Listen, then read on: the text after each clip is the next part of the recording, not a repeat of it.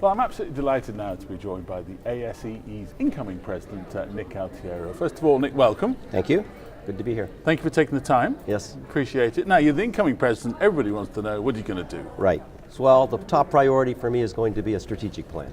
What's going to be in the plan? So what I anticipate is having this plan done in 1 year, so that we'll unveil it next year at this meeting. The plan is going to bring clarity to the mission. It's going to clearly articulate what the objectives are of the organization and how we measure our success. One of the things that is driving this is, I was recently at a meeting and there were 50 organizations there. Wow. With engineering in their name. Gosh.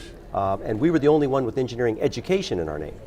And so I want this strategic plan to make clear exactly what that means and what our objectives are and how we achieve them.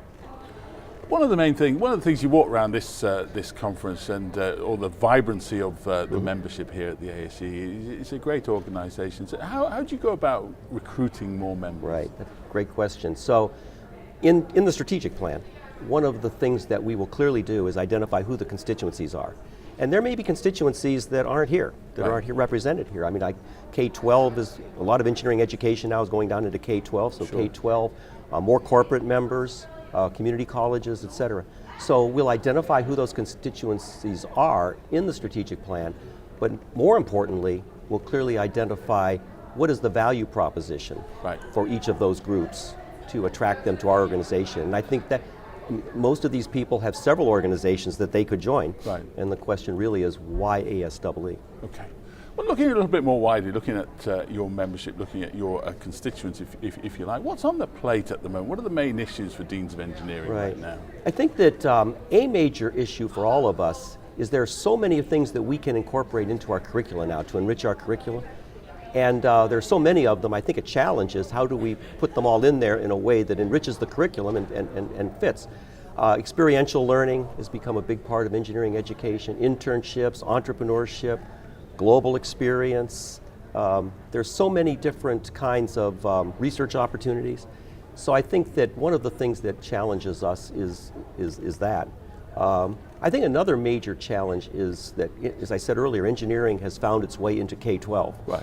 And as the American Society for Engineering Education, I think it's really incumbent upon us to define what that means and to prepare people to teach it at that level. So that's another one. I think a huge challenge for our organization, probably the biggest challenge for our organization, is diversity. Right. The engineering profession is not diverse. We've made some progress in recent years, but very, very slow.